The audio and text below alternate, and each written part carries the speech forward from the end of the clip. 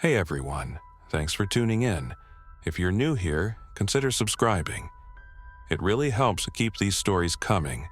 And while you're here, let me know in the comments where you're listening from. Now, sit back, relax, and let's get into the story. The emergency alert jolted me awake. My phone's shrill, robotic tone filled the room, making my heart hammer against my ribs. I fumbled for it in the dark, my fingers stiff from sleep. The screen was blindingly bright, the message stark and urgent. Emergency alert, civil unrest, stay indoors. Avoid contact with violent individuals. Civil unrest? That was vague. I sat up, rubbing my eyes, trying to shake off the fog of sleep. Outside, the world seemed unchanged, silent, still. The clock on my nightstand read 2:43 a.m. A few seconds later, a second alert followed. Emergency alert. Extreme danger. Do not approach individuals showing signs of aggression. Shelter in place. Something about the wording felt off. Not criminal activity, not riots, just aggression. The way it was phrased sent a chill through me. I turned on the TV. Static. No signal, my internet was spotty, but I managed to pull up social media. What I saw sent a spike of cold terror through me. Videos, grainy, shaky, taken from phone cameras, showed chaos. People running, screaming. Figures moving erratically in the streets, attacking others with unnatural speed and force. One clip showed a man standing in the middle of a highway, his body riddled with injuries, yet still moving. Headlights illuminated his torn clothes and wide, unblinking eyes as he lunged at a passing car, smashing through the windshield like glass was nothing to him. Another post. Do not go outside. It's not a riot. It's not a protest. Something is wrong with them. My stomach dropped. A deep, guttural groan echoed from the street below my apartment. I hesitated, then inched toward the window, careful not to make a sound. Peering through the blinds, I saw movement. A person, no, something, was stumbling under the streetlight. Their posture was wrong, limbs jerking unnaturally. They dragged a leg behind them like it was broken, yet they kept moving forward. Then, suddenly, their head snapped up, their face turning toward me. And in that moment, I knew this wasn't just civil unrest. This wasn't just another bad night in the city. Something had gone terribly, terribly wrong. I froze. The thing in the street wasn't just looking. It was staring. Its neck bent at an unnatural angle, its mouth slightly open, as if it was sniffing the air. A streetlight flickered above, casting shadows that stretched its hunched frame across the pavement. Then, without warning, it sprinted, not staggered, not limped, sprinted, straight toward my building. I stumbled backward, heart pounding. A second later, something slammed against the front door of the apartment complex. A guttural, wet groan echoed through the halls. I grabbed my phone and backed away, my mind racing. I needed to call someone, anyone, but the signal was gone. No calls, no messages.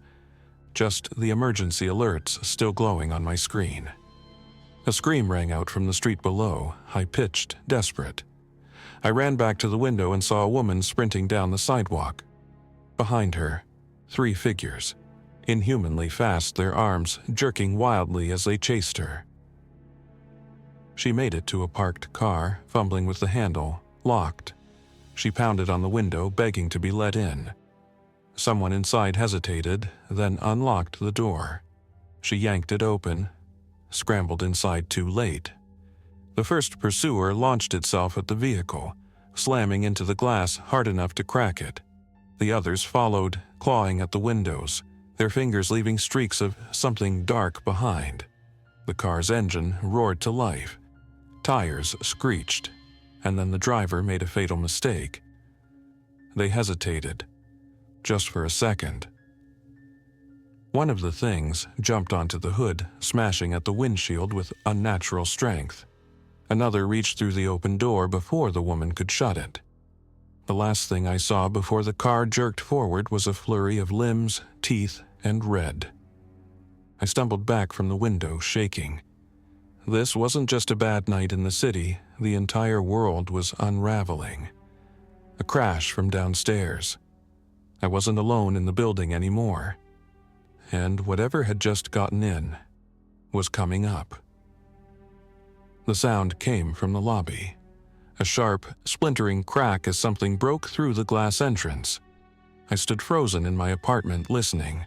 At first, there was silence, just the dull hum of the city outside. Then thud, thud, thud. Heavy, uneven footsteps echoed up the stairwell. Slow at first, but gaining speed. I locked my door, bracing a chair against it. My mind raced. What do I do? There was no way out. My place was on the 4th floor, too high to jump. I checked my phone again. No service, the emergency alert was still there, glaring at me. No new updates, no instructions. A scream tore through the hallway. Muffled at first, then cut off too fast. My breath caught in my throat, someone else was out there. Then running fast, desperate footsteps bolting up the stairs, someone trying to escape. I moved to my peephole, my pulse hammering. A man sprinted past my door, panting hard. He was covered in sweat, his shirt ripped, his hands shaking. He stumbled toward the stairwell to the next floor, and something crashed into him. A blur of movement. A thing slammed into his back, dragging him down with terrifying force. His scream turned into choking gurgles as it bit into his shoulder, jerking its head violently. Blood splattered against my doorframe. I clamped a hand over my mouth, backing away. Don't make a sound. Don't breathe too loud.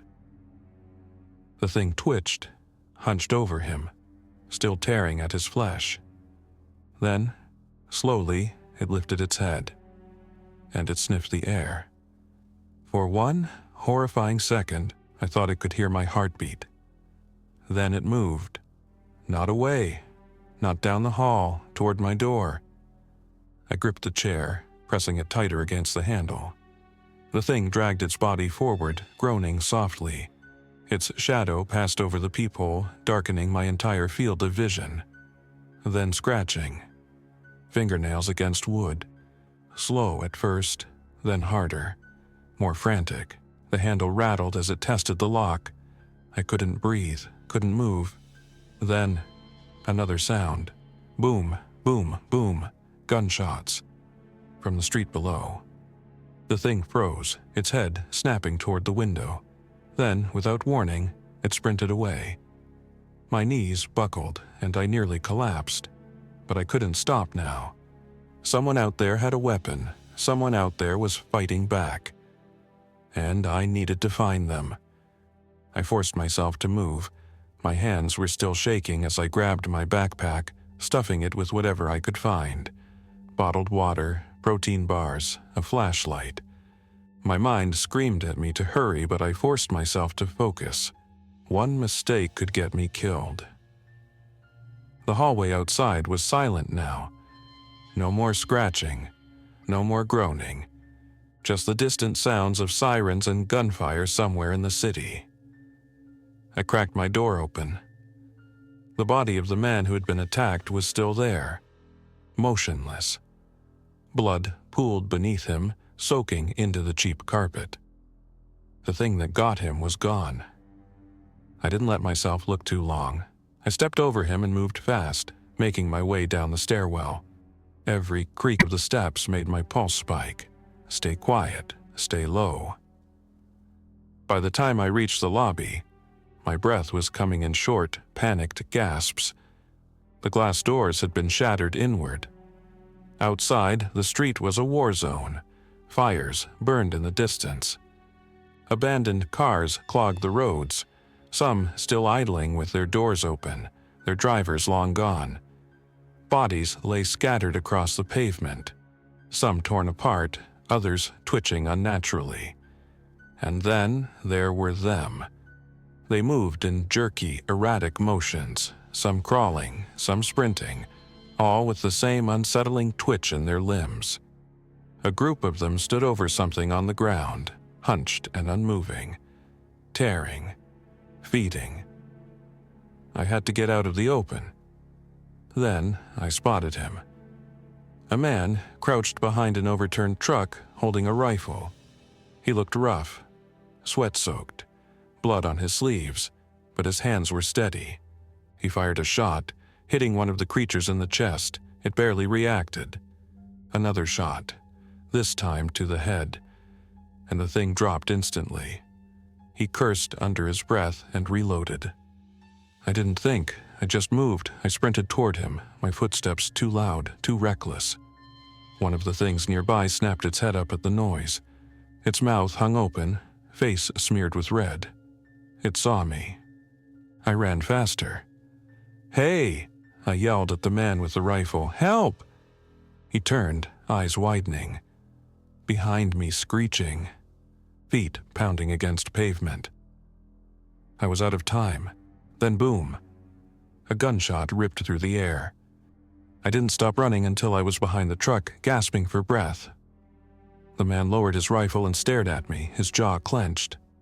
"If you don't want to die," he muttered, "stop making so much damn noise." The man kept his rifle raised, scanning the street for movement. His grip was steady, his breathing controlled. He looked like someone who had seen a fight before, someone who knew how to survive. I was still catching my breath, my lungs burning. Who are you?" I managed. "Doesn't matter," he muttered, eyes locked on the street. "What matters is getting off this road before more of those things show up." I swallowed hard and nodded. He wasn't wrong. The gunshot had been too loud, the city was full of them. I could feel it. "Come on." He moved low, staying behind the truck, motioning for me to follow. "There's a parking garage a block over. Might be safer than the street. Safer, not safe." That distinction sent a cold chill through me. We moved fast. Every shadow felt like a threat. Every noise sent a fresh spike of fear through me. I could still see bodies in the street, some of them torn apart, others lying eerily still. Too still. Then I saw one of them move. Not a twitch, not a spasm. A slow, jerky turn of the head. It was listening. I grabbed the man's sleeve, whispering, "It hurt us." He didn't look at me, just tightened his grip on his rifle. "Keep moving." We cut through an alleyway, the walls tight around us. The farther we got from the street, the more I let myself hope we might make it. Then a sound. A slow, wet gurgle. From above, my head snapped up just in time to see it. A figure perched on the fire escape. Twisted, broken, inhuman. It moved like it had too many joints, its body bending in ways that shouldn't be possible. Then it dropped. I barely had time to react before the man shoved me out of the way. The thing slammed into the pavement where I'd just been, screeching. Its body twisted unnaturally as it scrambled toward us, hands clawing at the ground. Boom! A gunshot, right through its skull. It collapsed, twitching once before going still. The man grabbed my arm, yanking me to my feet. "Move, now." I didn't argue. We ran. The parking garage was in sight now, just a few yards away. The entrance was wide open, leading into darkness. I wasn't sure if that was a good thing or a very bad thing. The man didn't hesitate. He ducked inside, rifle raised. I followed, heart pounding. We weren't even 5 steps in when we heard it.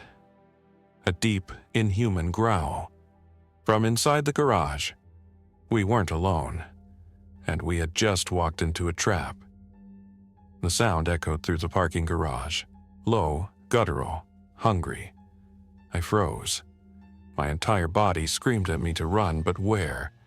The street was worse. This place was supposed to be safer. It wasn't. The man with the rifle lifted a hand, signaling me to stay still. I obeyed, pressing my back against a concrete pillar. He scanned the darkened garage, his breathing controlled. I forced myself to match it, slow, quiet, steady. Then, from the shadows movement, shapes shifted between the parked cars. The dim emergency lights flickered, casting quick glimpses of them crawling, twitching, heads snapping unnaturally as they turned toward us. They had been waiting. One of them stepped forward into the light. It was different. Not just some wild, mindless thing. This one was bigger, stronger. Its skin was gray, stretched too tight over its body. Its fingers were too long, twitching as it studied us. Then, in a slow, deliberate motion, it tilted its head, like it was thinking. A chill shot down my spine. These things weren't just reacting, they were learning. The man whispered under his breath, "That's bad." Then it charged. The man fired boom, a direct hit to the chest. It didn't stop. Another shot boom. The thing stumbled but kept coming. "Move!" he yelled, shoving me toward the ramp leading to the next level. I bolted. Behind me, I heard the rifle fire again, but the creature was still running. We barely made it to the next level before the man grabbed my arm, yanking me behind a car. "We can't kill that thing like the others." I swallowed hard, trying to catch my breath. "Then how do we—" A scream cut me off. Not human, not even close. It was calling the others. The air grew thick with sound, wet, gurgling moans from all directions. The shadows moved, creeping toward us. More of them. Dozens. I clenched my fists. "We're trapped." The man reloaded his rifle. His jaw was tight, his eyes scanning for an opening. Not yet. He pointed to the far end of the garage. A service door. A way out. If we could make it. He looked at me. "On my signal, you run." I nodded, forcing myself to be ready. The creatures closed in. Their bodies twitched, their mouths opened too wide, revealing teeth meant for tearing. The man took a breath.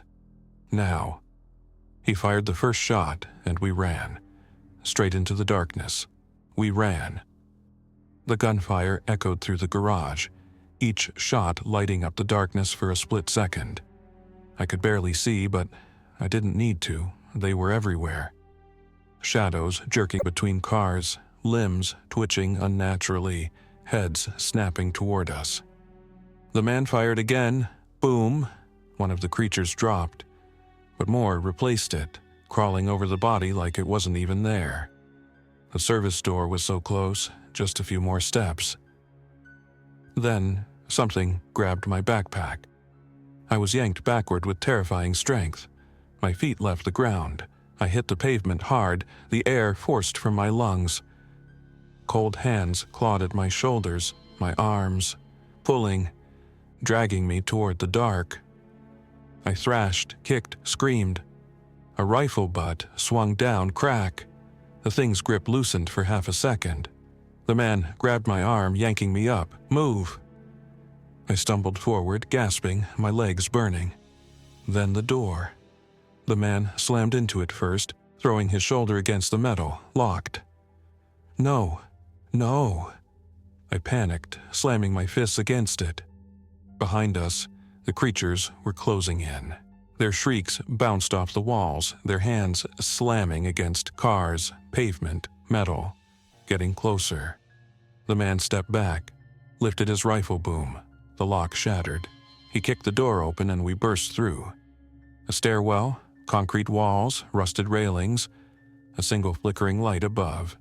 I turned to slam the door shut, but something blocked it. A hand, then an arm, then teeth. The man shoved his foot against the door, straining against the weight of whatever was trying to push through. "Help me!" I threw my body against the metal. The door groaned. The thing on the other side let out a muffled shriek, shoving harder. Then, silence. For half a second, I thought it had given up. Then, bang! The door buckled inward.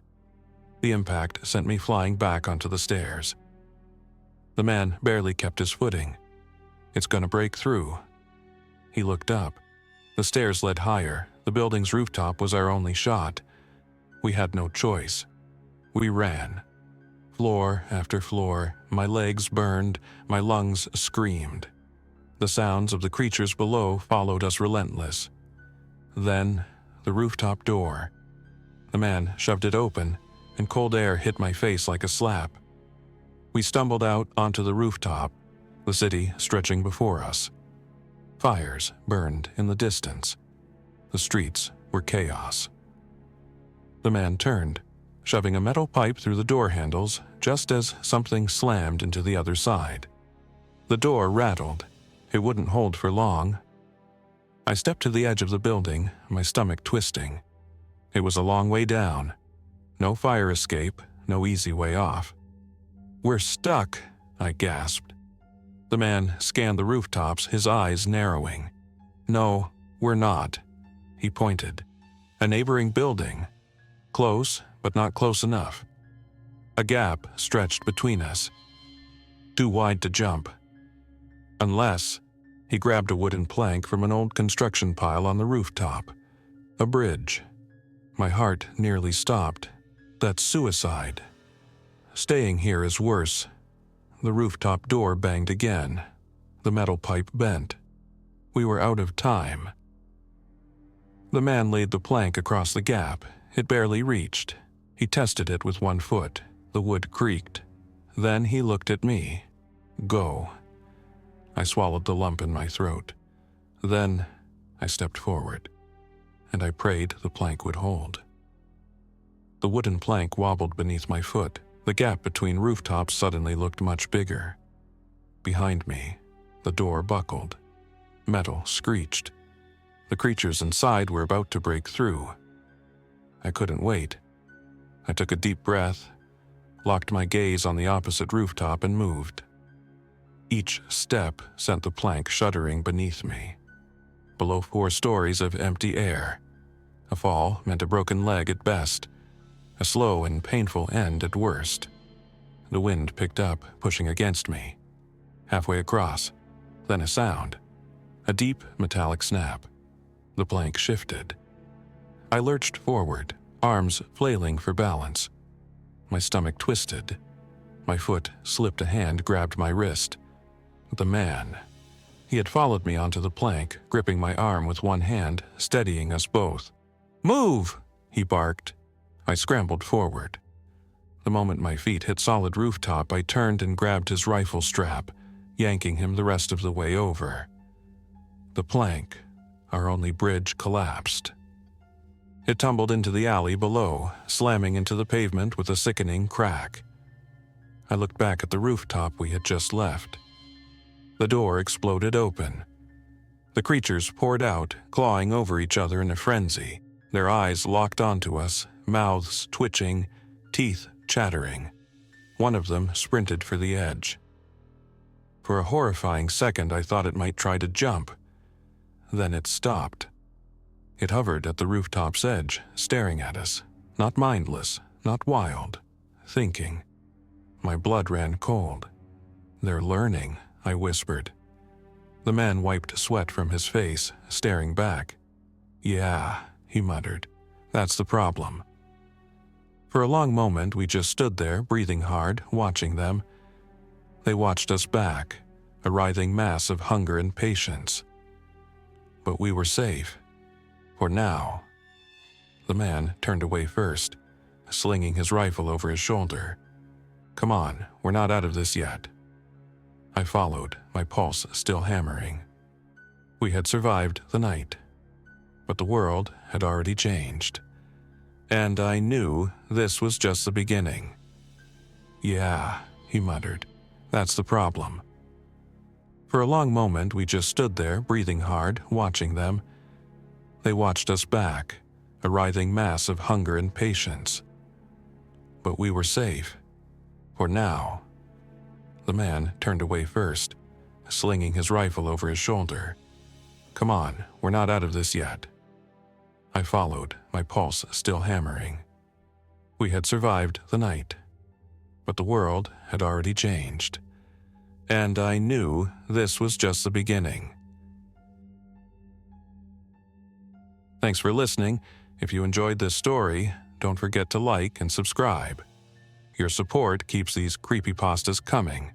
Until next time, stay alert, stay safe, and never ignore the feeling that something is watching.